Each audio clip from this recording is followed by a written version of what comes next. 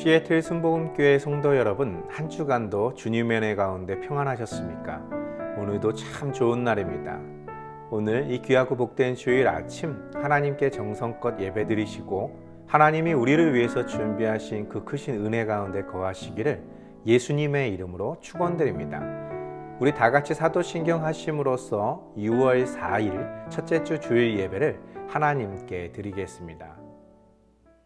전능하사 천지를 만드신 하나님 아버지를 내가 믿사오며 그 외아들 우리 주 예수 그리스도를 믿사오니 이는 성령으로 잉태하사 동정녀 마리아에게 나시고 본디오 빌라도에게 고난을 받으사 십자가에 못 박혀 죽으시고 장사한 지 사흘 만에 죽은 자 가운데서 다시 살아나시며 하늘에 오르사 전능하신 하나님 우편에 앉아 계시다가 저리로서 산자와 죽은 자를 심판하러 오시리라. 성령을 믿사오며 거룩한 공예와 성도가 서로 교통하는 것과 죄를 사하여 주시는 것과 몸이 다시 사는 것과 영원히 사는 것을 믿사옵나이다. 아멘. 오늘 은혜 받으실 하나님의 말씀은 사도행전 2장 36절에서 41절 말씀입니다. 사도행전 2장 36절에서 41절 말씀을 다 같이 한 목소리로 봉독하시겠습니다. 그런즉 이스라엘 온 집은 확실히 알지니 너희가 십자가에 못 박은 이 예수를 하나님이 주와 그리스도가 되게 하셨느니라 하니라. 그들이 이 말을 듣고 마음에 찔려 베드로와 다른 사도들에게 물어 이르되 형제들아 우리가 어찌할꼬 하거늘 베드로가 이르되 너희가 회개하여 각각 예수 그리스도의 이름으로 세례를 받고 죄사함을 받으라. 그리하면 성령의 선물을 받으리니 이 약속은 너희와 너희 자녀와 모든 먼데 사람 곧 주 우리 하나님이 얼마든지 부르시는 자들에게 하신 것이라 하고 또 여러 말로 확증하며 권하여 이르되 너희가 이 패역한 세대에서 구원을 받으라 하니 그 말을 받은 사람들은 세례를 받음에 이날의 신도의 수가 3,000이나 더하더라. 아멘. 함께 봉독한 말씀을 가지고 변화라는 제목으로 은혜 나누겠습니다. 변화라는 것은 어떤 특별한 사건을 경험하거나 혹은 특정한 어떤 자극에 의해서 이전과는 다른 모습 혹은 다른 방식으로 반응하는 것을 말하는 것입니다. 뭔가 예전과는 달라진 것을 말하는 것이죠. 우리가 함께 나누게 될 이 사도행전 2장 말씀은 바로 예수님의 제자들의 변화된 모습에 대하여 자세히 기록하고 있습니다. 먼저 사도행전 2장 1절부터 4절 말씀을 보겠습니다.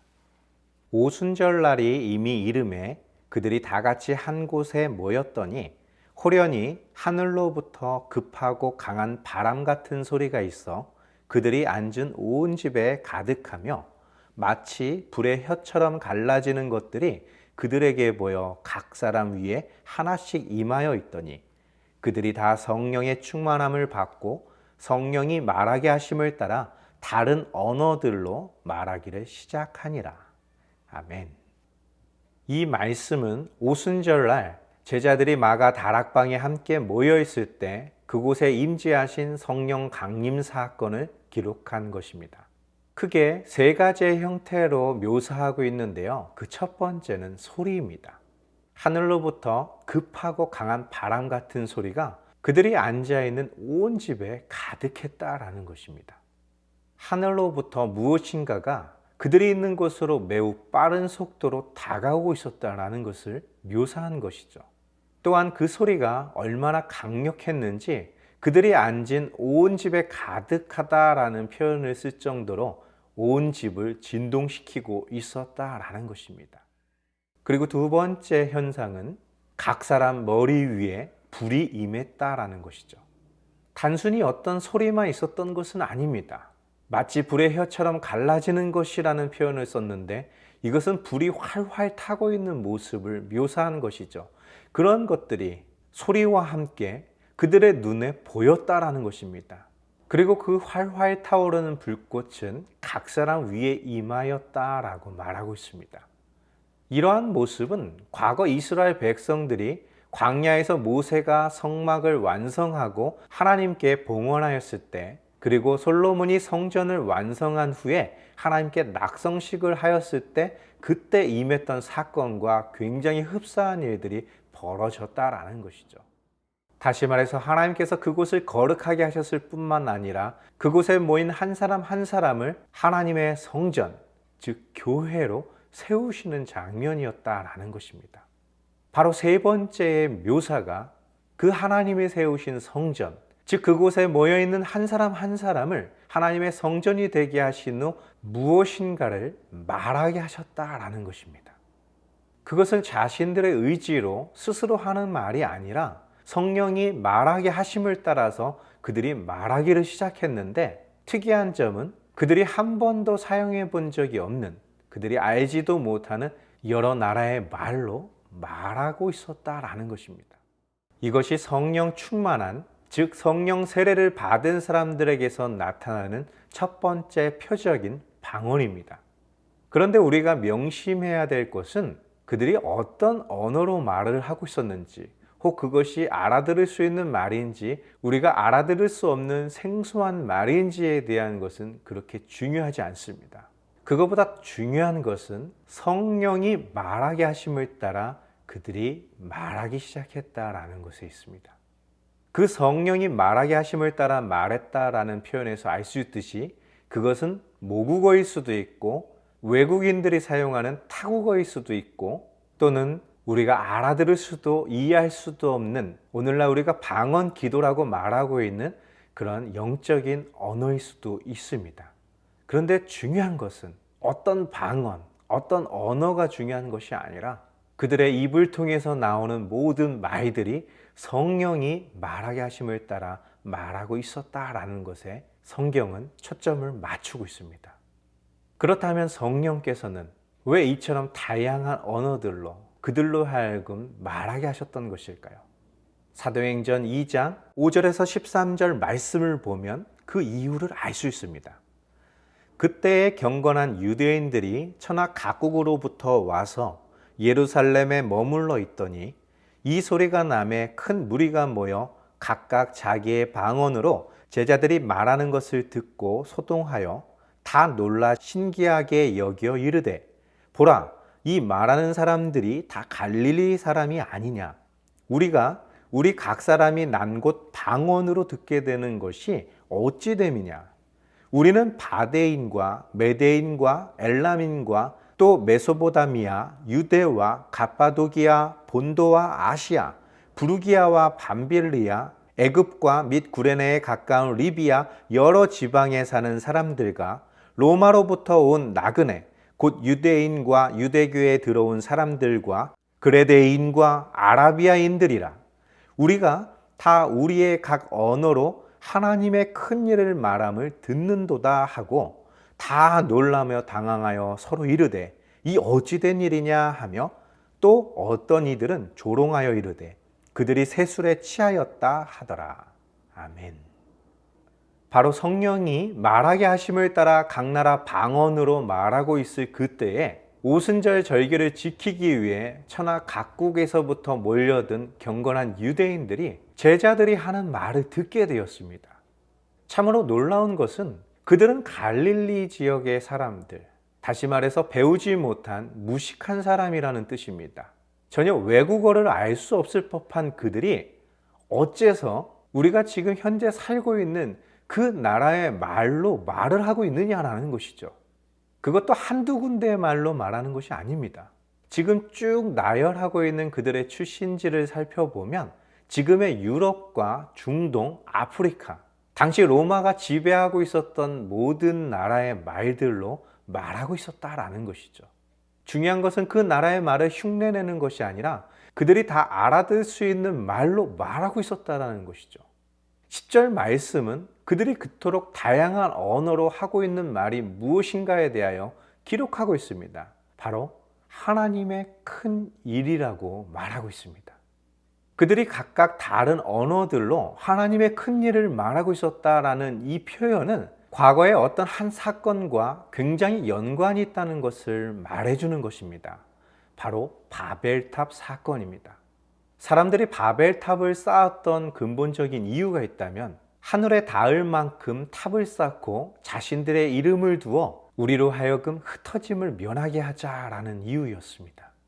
즉 새로운 세상을 만들자라는 것이었죠. 홍수 대심판으로부터 살아남은 노아의 자손들, 그들에게 향하신 하나님의 뜻과 계획은 생육하고 번성하여 땅을 정복하며 그곳에 충만하라라는 것이었습니다. 그들이 생육하고 번성하게 되었을 때 하나님의 말씀처럼 땅을 정복하고 그 안에 충만해야 했음에도 불구하고 그들은 그 하나님의 뜻을 버리고 자신들의 방식으로 새로운 세상을 만들기로 계획을 했다라는 것이죠. 그 모습을 지켜보고 계셨던 하나님께서 하셨던 일은 그들의 언어를 혼잡하게 하신 것이었습니다. 그로 인해 서로 의사소통이 가능한, 서로 알아들을 수 있는 그런 사람들만이 무리가 되어 각자 흩어져 지금 우리가 말하는 각 나라, 각 민족이 시작된 것입니다.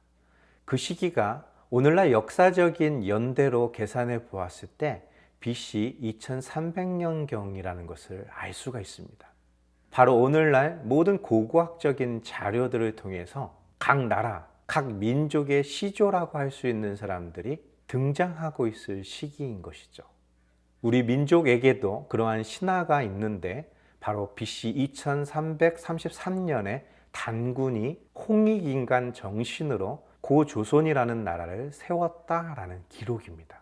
그런 기원에 대한 기록들은 우리나라에만 존재하는 것이 아니라 유라시아와 아프리카, 세계 전역에서 나타나고 있는 공통된 현상입니다.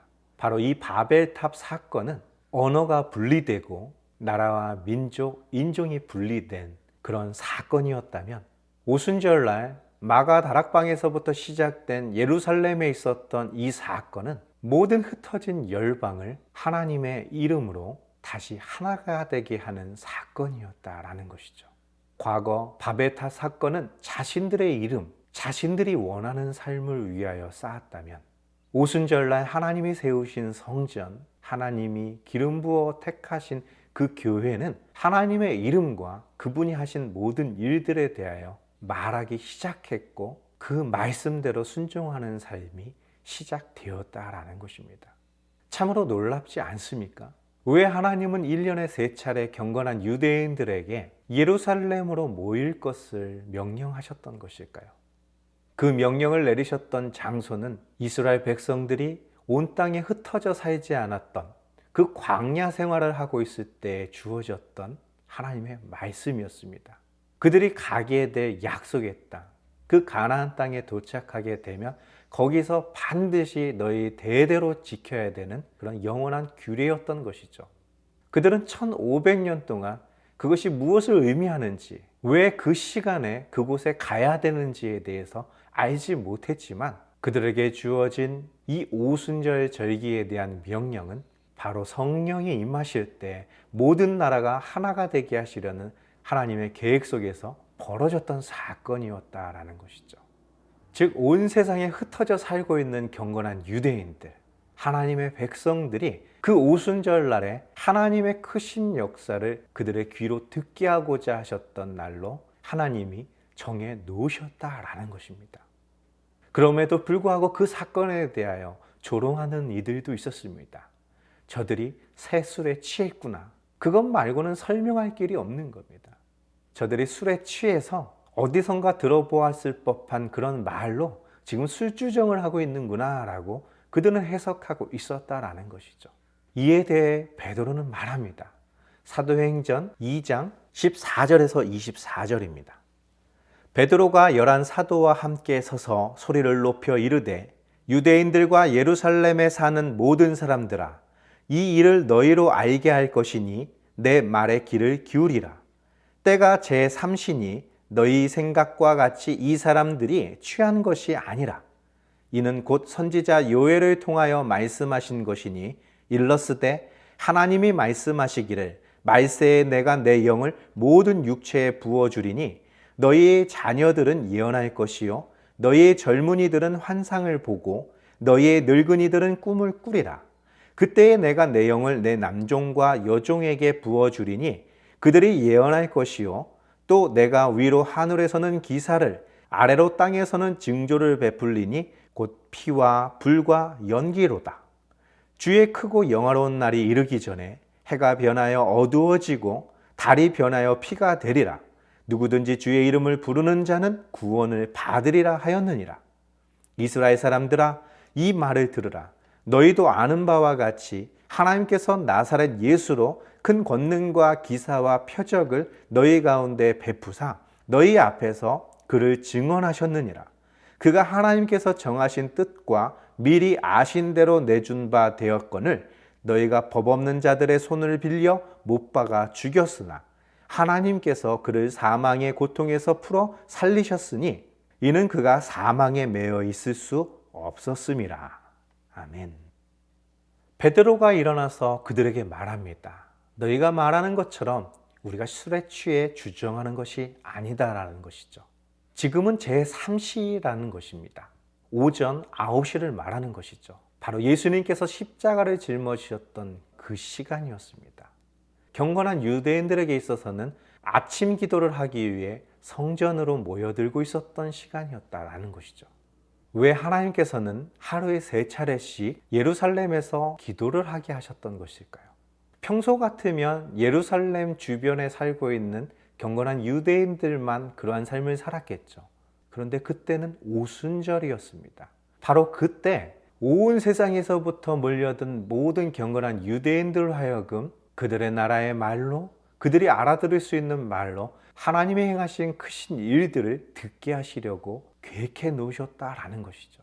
바로 지금 그들이 듣는 아침 기도 시간인 그 오전 9시에 그들이 듣고 있는 그 하나님의 큰 일들은 1500년 전부터 그들에게 말씀하셨던 하나님의 말씀이었다라는 것이죠. 베드로는 말합니다. 너희들이 놀랍게 여기고 있는 이러한 일들은 어느 날 갑자기 우연히 생겨난 일들이 아니라는 것이죠. 이것은 이미 너희도 알고 있는 것처럼 요엘 선지자를 통하여 예언되었던 내용이라는 것입니다. 지금 너희가 보고 듣는 것들은 바로 그 일이 이루어지고 있는 것을 보고 듣고 있는 것이고, 이러한 특이한 현상들보다 더 중요한 것은 그들이 말하고 있는 바로 하나님의 큰 일에 있다라는 것입니다. 바로 하나님께서 예수 그리스도를 주와 그리스도가 되게 하셨다라는 것이죠. 너희도 알다시피 예수 그리스도께서 3년 반 동안 공생애를 하는 동안 이 예루살렘에서 어떠한 기적과 이사, 어떤 표적을 행하셨는지 너희는 다 알고 있는 바라는 것이죠. 불과 50일 전 6월절 명절에 그가 십자가에서 처참하게 죽였던 모습을 너희의 두 눈으로 지켜보았던 것입니다. 하나님께서는 마지막 때에 모든 사람, 남녀노소, 귀천을 떠나 모든 육체에게 하나님의 영을 부어주신다라고 하셨습니다. 노아의 홍수가 왜 일어났습니까? 그들이 모두가 육체가 되었기 때문입니다. 하나님의 영이 더 이상 그들과 함께 할 수 없었기 때문이죠. 그 땅에 죄가 가득했기 때문입니다. 그 하나님의 영이 다시 모든 육체 가운데 임하셨다는 것은 그들의 죄의 문제가 해결되었다라는 것을 뜻하는 것입니다. 즉 예수 그리스도의 십자가의 죽으심이 바로 그것에 대한 증거인 것이죠. 위로 하늘에서는 기사가 있고 아래 땅에서는 표적이 있을 것이다 예언했던 그 모든 것들, 곧 피와 불과 연기라라고 말씀하셨던 것, 이것은 성막과 성전 낙성식에 있었던 일들에 대한 상징적인 단어입니다. 하나님께서 보여주신 대로, 하나님께서 알려주신 대로 모든 것을 완성했던 그들이 하나님 앞에 피의 제사를 드립니다. 그때 하늘에서는 그 성막과 성전에 불이 임하였고 빽빽한 연기로 가득 메웠습니다. 그때 제사장도 레위인도 더 이상 일을 할 수 없을 정도로 강력한 하나님의 임재가 있었던 것이죠. 바로 오순절날 예루살렘에 그러한 사건이 재현되었다라는 것입니다. 하나님 앞에 드려진 흠없는 어린 양 예수 그리스도의 피로 그 예루살렘을 거룩하게 하셨습니다. 부활하신 예수님께서 40일 동안 그들과 함께 하시며 그들에게 강조하셨던 것은 믿음이었습니다. 하나님이 말씀하신 대로 너희는 믿고 그대로 행하라는 것이죠. 기다리라는 것이었습니다. 그때 하나님의 강력한 불과 그곳에 가득한 연기로 그들을 감싸고 계셨고 각 나라의 말들로 그 하나님의 크신 일들을 말하고 있었다는 것이죠. 너희가 다 알다시피 법 없는, 즉 율법을 알지 못하는 자들의 손을 빌려서 예수님을 십자가에 못 박아 죽였지만 하나님께서는 그를 죽음 가운데 그대로 내버려 두시지 않으시고 그를 풀어주셨다라는 표현을 씁니다. 바로 예수 그리스도께서는 부활하셨고 살아계신 하나님의 아들이시요 그리스도이심을 증거했다라는 것입니다. 이것이 바로 변화입니다. 그들에게 나타난 어떤 성령의 기름 부으신 현상, 성령의 말하게 하심을 따라 그들이 각 나라 말로 말하게 했던 것, 이런 모든 것들은 현상입니다. 지속적일 수도 있고 일시적일 수도 있고 그것은 하나님의 뜻과 계획과 섭리 가운데 나타나는 것이죠. 중요한 것은 그것을 통해 나타났던 변화는 바로 여기 있는 것입니다. 예수 그리스도의 부활을 드디어 그들이 믿고 증거하기를 시작했다라는 것이죠. 그 이전의 모습들, 예수님께서 그런 말씀을 하실 때마다 그런 말씀 하시지 말라고, 그런 일이 일어나지 않도록 내가 반드시 막을 것이라고 그렇게 주장했던 것이 베드로의 모습이었습니다. 다른 제자들 역시 다르지 않았습니다. 그러나 성령을 받고 나서 그들에게서 달라진 첫 번째 모습이 뭐냐면 그들이 방언을 했던 것도 아닙니다. 물론 그들이 각 나라 말로 방언을 할 수 있었던 것도 있지만 그것은 중요한 것이 아닙니다.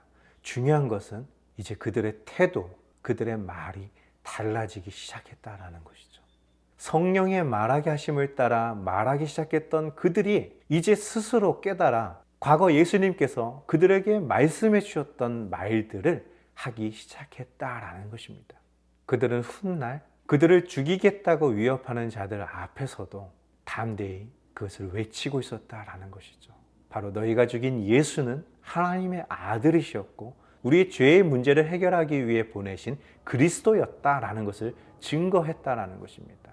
당신들이 나를 죽여 내 입을 막을 수는 있겠지만 온 세상에 울려 퍼지는 그 하나님의 크신 일을 막을 수 없을 것이다.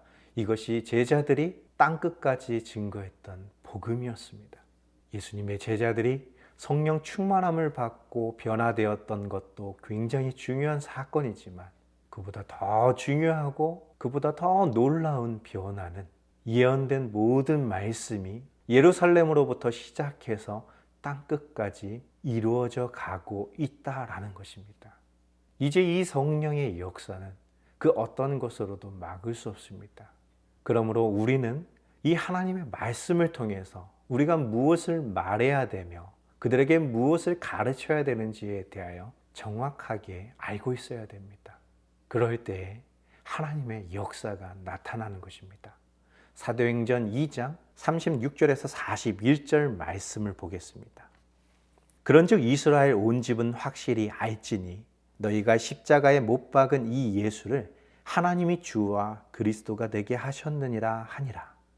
그들이 이 말을 듣고 마음에 찔려 베드로와 다른 사도들에게 물어 이르되 형제들아 우리가 어찌할꼬 하거늘 베드로가 이르되 너희가 회개하여 각각 예수 그리스도의 이름으로 세례를 받고 죄 사함을 받으라. 그리하면 성령의 선물을 받으리니 이 약속은 너희와 너희 자녀와 모든 먼데 사람 곧 주 우리 하나님이 얼마든지 부르시는 자들에게 하신 것이라 하고 또 여러 말로 확증하며 권하여 이르되 너희가 이 패역한 세대에서 구원을 받으라 하니 그 말을 받은 사람들은 세례를 받음에 이날의 신도의 수가 3,000이나 더하더라. 아멘. 이 베드로의 설교가 그 오순절 성령 강림 사건으로 말미암아 놀라움을 금치 못하고 있었던 그런 경건한 유대인들에게 했던 결론의 말씀인 것입니다. 너희가 죽인 그 나사렛 예수는 하나님의 아들이요 메시아 즉 그리스도셨다라는 것입니다. 이 베드로의 말을 들은 경건한 유대인들 중에는 마음이 찔렸고 우리가 어떻게 해야 되는지 무엇을 해야 되는지 묻기 시작합니다. 베드로는 그들에게 말하죠. 너희들이 해야 될 것은 다름 아닌 하나님께서 주와 그리스도가 되게 하신 이 예수 그리스도의 이름으로 세례를 받는 것입니다. 예수 그리스도의 이름으로 세례를 받는다는 것은 요단강에서 물로 세례를 받는 것과 완전히 다릅니다. 흠없는 어린 양의 피로 그들의 모든 죄가 정결케 되는 것처럼 그 예수 그리스도의 보혈의 피로 말미암아 죄 사함을 받으라는 것입니다. 그러면 하나님께서 약속하신 성령의 선물을 받게 될 것이다 라는 것이죠. 즉 또 다른 보혜사 하나님의 영이신 성령님이 오셔서 세상 끝날까지 너희와 항상 함께 하시며 내가 너희에게 가르쳤던 모든 것들을 기억나게 하시고 그것을 행할 수 있게 하실 것이다 라는 것이죠. 바로 성령의 선물이란 노아가 하나님의 말씀대로 준행하여 방주를 만들었던 것처럼 아브라함과 이삭과 야곱과 하나님 택하신 모든 종들이 하나님의 말씀 앞에 온전히 순종했던 것처럼 우리도 그렇게 할 수 있는 능력을 부어주실 것이다 라는 것입니다. 그것이 성령이 우리에게 주시는 하나님의 선물인 것이죠. 어떤 초자연적인 능력, 파워, 우리는 그러한 것들을 생각하겠지만 하나님께서 우리에게 약속하신 선물은 그러한 것들보다 강력한 하나님의 뜻대로 살 수 있는 능력을 부어주신다라는 것이죠. 우리가 생각하는 그 대단한 능력들, 방언도, 예언도, 그 모든 것들도 그칠 때가 있지만 예수 그리스도를 통한 그 하나님의 사랑, 하나님의 뜻대로 열매를 맺을 수 있게 해주신 바로 그 사랑 안에서 우리는 하나님의 아들과 딸의 삶을 살게 되는 것입니다. 바로 그날 베드로의 그 말을 듣고 회개하여 세례를 받은 사람들의 수가 3,000명이나 더했다라고 기록하고 있습니다. 참으로 대단한 변화가 시작되었다라는 것입니다. 안타까운 것이 한 가지 있다면 그 오순절날 예루살렘에 모인 그 경건한 유대인들은 몇 명쯤 되었을까요? 그 많은 사람들이 진리의 말씀을 듣고도 돌이키지 않았다라는 것입니다. 비록 적은 숫자는 아니지만 3,000명 정도의 사람들만이 예수님께서 우리에게 분부하셨던 그 좁은 길을 선택했다라는 것이죠. 이것이 초대 교회의 시작입니다. 또한 마지막 교회의 모습이기도 할 것입니다. 수많은 사람들이 하나님을 알고 하나님이 택하신 장소에 모여 하나님을 예배하고 있지만 그 하나님의 말씀대로 살아가는 자, 그 좁은 길로 행하는 자는 그리 많지는 않을 것이라는 사실입니다.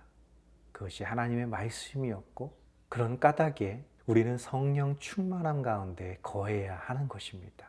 우리의 힘, 우리의 의지, 우리의 열정만으로는 하나님의 영광에 이를 수도 없을 뿐만 아니라 하나님께서 찾으시는 열매를 맺을 수 없기 때문입니다. 우리가 증거해야 되는 복음이 있다면 바로 예수 그리스도의 이름으로 세례를 받고 제사함을 받으라라는 선포인 것입니다. 바로 오직 성령의 충만함을 받으라라고 증거해야 된다라는 것입니다.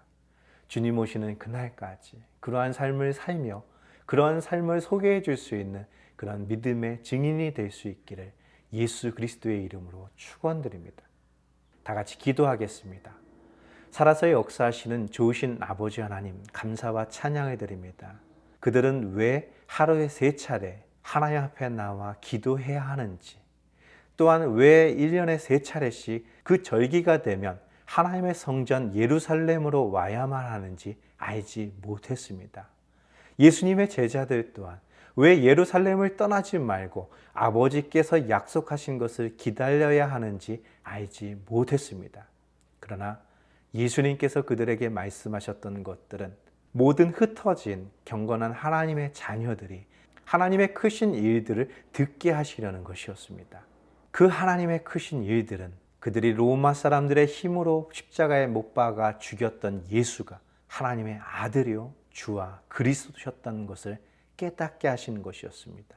그들이 회개하여 예수 그리스도의 이름으로 세례를 받고 제사함을 받아 하나님의 약속하신 성령의 선물을 받았던 것처럼 우리가 증거한 그 복음을 듣고 돌이킨 모든 변화된 그리스도인들에게 넘치는 기적과 표적, 아름다운 하나님의 거룩한 열매들이 맺히게 하여 주시옵소서. 주님 오시는 그날까지 이 귀한 사역 잘 감당할 수 있도록 함께하여 주시옵소서. 이 모든 말씀 우리 주 예수 그리스도의 이름으로 감사하며 기도드리옵나이다. 아멘. 우리 다 같이 주기도문 하심으로써 6월 4일 첫째 주 주일 예배를 모두 마치겠습니다. 하늘에 계신 우리 아버지여, 이름이 거룩히 여김을 받으시오며 나라가 임하시오며 뜻이 하늘에서 이루어진 것 같이 땅에서도 이루어지리이다. 오늘 우리에게 일용할 양식을 주시옵고 우리가 우리에게 죄 지은 자를 사하여 준 것 같이 우리 죄를 사하여 주시옵고 우리를 시험에 들게 하지 마시옵고 다만 악에서 구하시옵소서. 나라와 권세와 영광이 아버지께 영원히 싸움나이다. 아멘. 오순절 마가 다락방에 임했던 성령의 역사는 성령의 말하게 하심을 따라 하나님의 큰 일들을 말하기 시작했다라는 것입니다. 그 하나님의 크신 일이란 그동안 그들이 인정하지 않았던, 그리고 의지하지 않고 그분이 당하는 고난이 당연하다고 생각했던 그 모든 것에서 돌이켜 그분이야말로 우리가 의지해야 될, 우리가 인정하고 그분의 말씀대로 순종해야 될 주와 그리스도이심을 믿고 증거하는 것일 것입니다. 바로 성령 충만은 그 일을 감당할 수 있는 사람으로 우리를 변화시켜 주시며 제자들에게 나타났던 변화와 같이 죽은 자의 부활, 천국의 소망에 대한 확신을 갖게 할 것입니다. 그 믿음으로 말미암아 우리는 이 땅에서 죄 가운데 거하지 아니하며 온전히 하나님의 선하시고 기뻐하시는 뜻을 따라 살아가게 하며 아름다운 열매를 맺게 해줄 것입니다. 그러한 삶을 살아가는 저와 성도님들 되시기를 예수님의 이름으로 축원드립니다. 우리 한 주간 주님의 은혜 가운데 승리하셨다가 또 다음 주 우리 함께 하나님을 예배하겠습니다. 할렐루야.